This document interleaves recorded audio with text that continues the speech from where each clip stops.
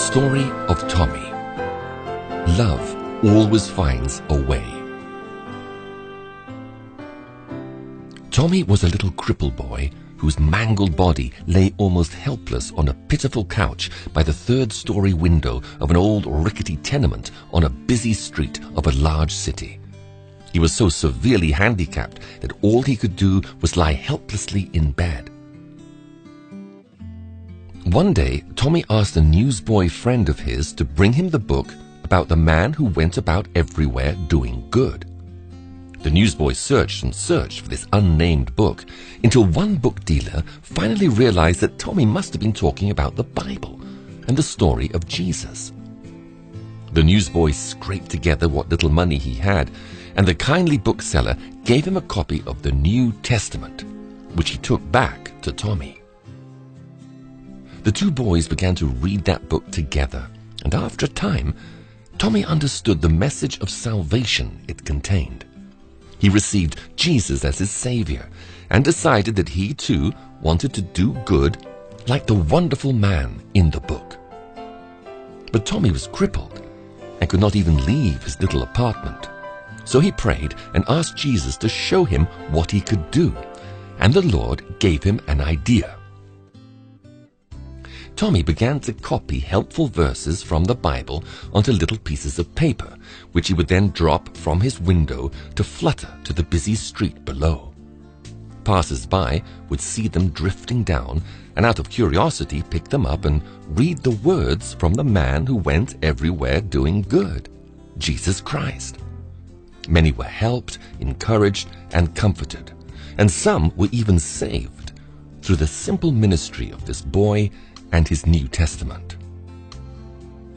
One day, a wealthy businessman found Jesus through reading the verse in one of Tommy's little notes. He later returned to the spot where he had found the scrap of paper that had led him to the Lord, hoping to find some clue as to how it got there.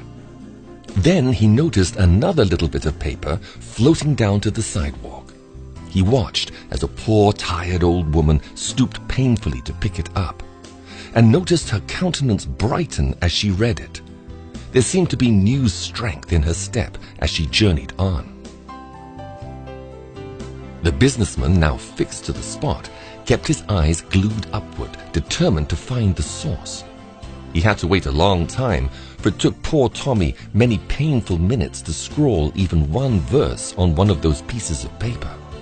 Suddenly, the businessman's eyes were drawn to a certain window, as he saw a scrawny arm reach out to drop another piece of paper, like the one that had brought a whole new life to him. He carefully noted the location of the window, dashed up the stairs of the tenement, and finally found Tommy's humble abode. The businessman and Tommy soon became good friends, and the businessman brought Tommy all the help and medical attention that he could. Then one day, he asked Tommy if he would like to come and live with him in his palatial mansion outside the city. Much to his new friend's surprise, Tommy answered, "I'll have to ask my friend about that," meaning Jesus.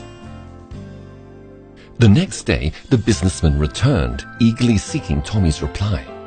Instead, Tommy asked him some rather surprising questions. "Where did you say your home is?"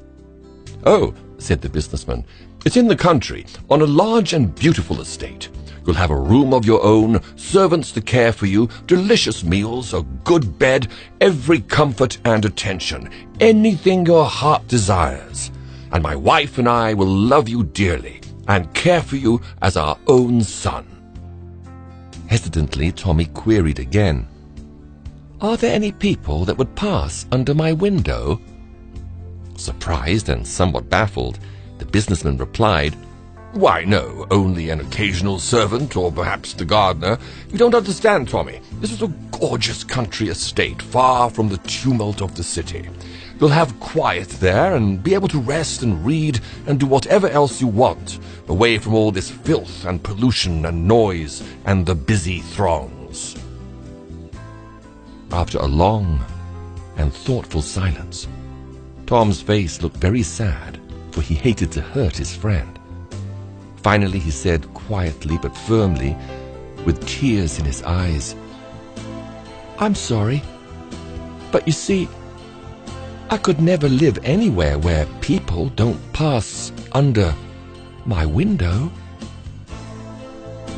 Here is the story of someone so helpless and so isolated that you might have thought he could never had any opportunity to help others. But love found a way. Someone passes under the window of your life every day. Has your love found a way to help them? Has Jesus shown you how you can help them? He will, if you want to, no matter what the conditions or your limitations. God has windows too, and He has promised that if you obey Him and open the window of your life to others, He will open for you the windows of heaven and pour out for you such a blessing that there will not be room enough to receive it. Based on the principle of Malachi chapter 3, verse 10.